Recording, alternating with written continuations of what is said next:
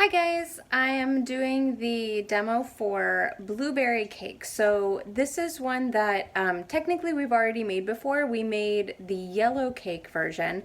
So now I'm just modifying this recipe for blueberries so that we are going to be making a fruit-based cake. I have here all my ingredients. So I have cake flour with baking powder.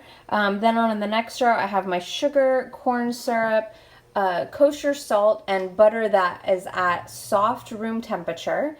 Then I have my egg yolks, my vanilla and almond extract, buttermilk, and then I have my fresh blueberries that I have washed and I have just setting aside and draining.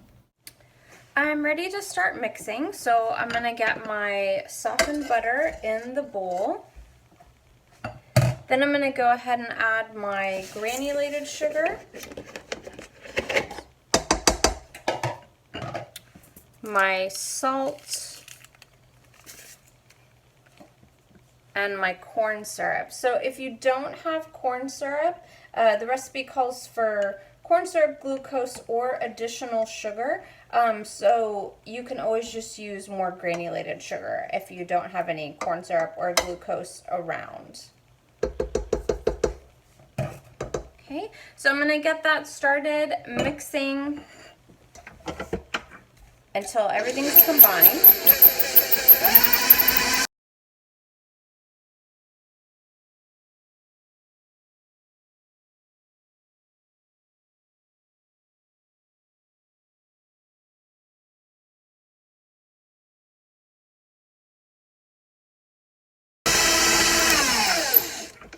Okay, so this is nice and creamed together, just giving that a scrape down, especially to make sure if you are using corn syrup, that can kind of stick around the sides a little bit, so I want to make sure that I get all of that in there.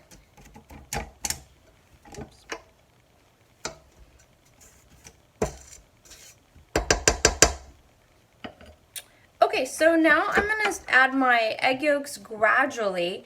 Remember that we are trying to form and maintain an emulsion. One thing I do want to note, because you're probably using egg yolks or eggs that you got from the grocery store, even the extra large eggs are not as big as the eggs that we can get commercially available. So it's really important for this recipe and any recipes that you're making at home that when it's calling for eggs, if it has not only a count but a weight, you want to choose to measure by the weight so that you can make sure that you have enough in there. If I did this by the count, I would not have enough egg yolks going in because these eggs are smaller. So I'm going to keep running this on medium speed and gradually add those in, waiting for each addition to be fully incorporated before I add the next one.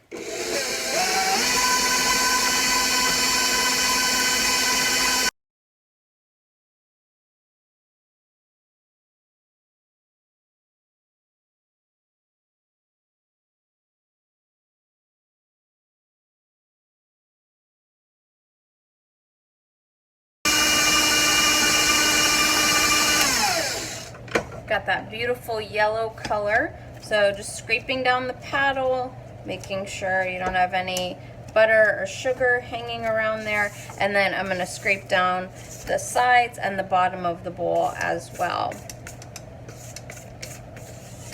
So you're going to end up with a fair amount of egg whites left over. Definitely save those. Don't throw them away as long as they're clean and you're using the 3-container system for separating. You can save those whites in the refrigerator for a couple of weeks and you can use them for buttercream or meringues, and very, very handy to just keep saving those and have them around. So now I'm going to add my extracts. So I have my vanilla and my almond extract in here. If you want to make this nut free, you can just add additional vanilla extract, or you can take the opportunity to add in some additional flavors in here. Orange extract would be really delicious in this, and a nice complement to the blueberries.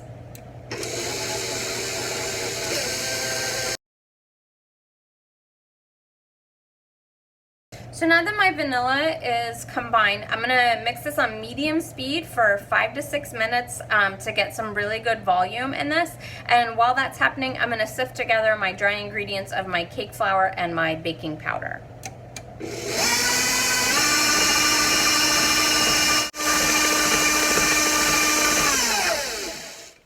All right, so it's been 5 minutes now. I can see that the color is paler now, and I picked up some really nice volume. So now I can start adding my wets and my dry ingredients. Remember that when we are adding those by the creaming method, I'm dividing my flour into thirds and my wet ingredients, which will be my buttermilk, into 2 portions. I'm always starting and ending with my dry ingredients, and that way I am gradually changing the consistency of my batter.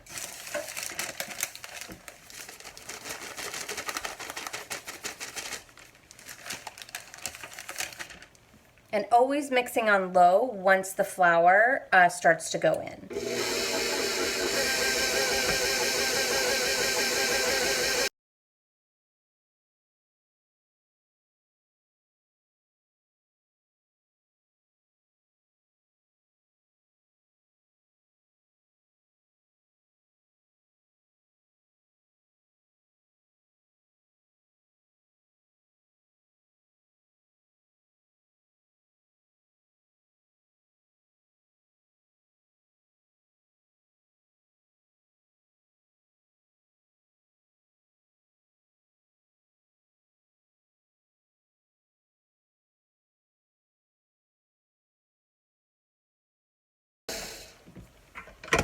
Okay, now my flour is fully incorporated.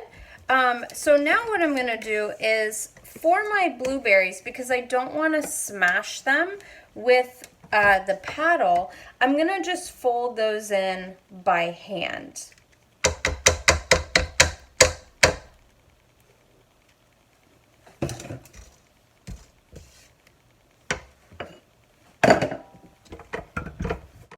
So I have my blueberries that I've already washed, and I am using fresh blueberries because they won't, with those skins still intact, they won't bleed all those juices into my batter. You can use IQF berries. You just want to use them completely frozen. Keep them in the freezer until right before you're ready to add them to the batter, and that way you'll get a minimal amount of juice coming off of those berries as they are thawing.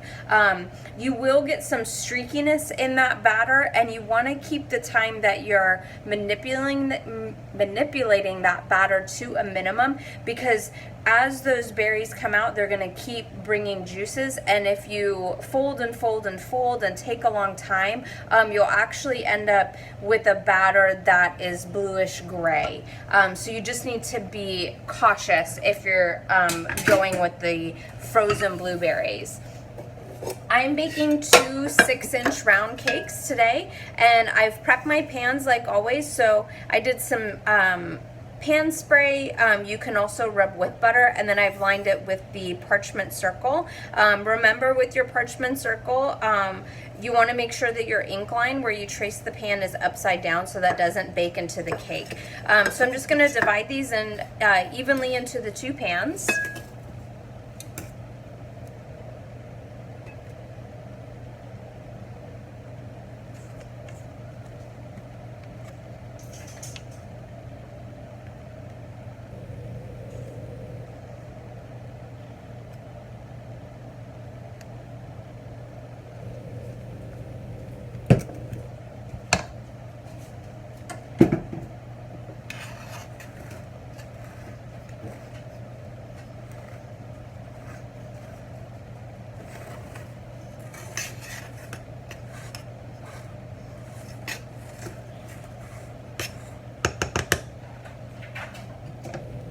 So these are going to go in a 350-degree oven until a paring knife or a fork or a butter knife, anything that you insert in, comes out clean.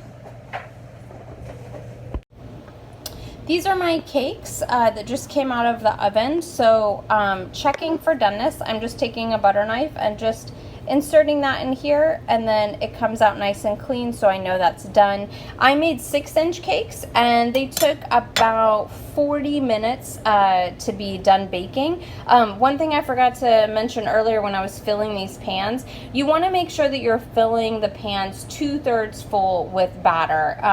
I didn't bother giving you a weight on these cakes because I know you guys are doing many different sizes of cake pans possibly, or baking in a half sheet cake. So 2/3 full is always the rule of thumb. And then you probably will have a little bit of extra batter left over. You can just use that to make cupcakes and you get to eat those early. I wanted to show you guys this slight imperfection that I have in my blueberry cake. So you can see on the sides, they sort of, like, it's kind of bulging out here a little bit. There's a fold right here. So what that is from is too low of a protein on the flour. So I would recommend for you guys to go ahead and use all-purpose flour instead of cake flour if you are purchasing from the grocery store. I think it's really not quite high enough protein with the addition of the blueberries that are adding some moisture and some juice. So when we made this as just a yellow cake, cake flour is fine, but I think with the addition of the fruit, we should substitute in all-purpose flour.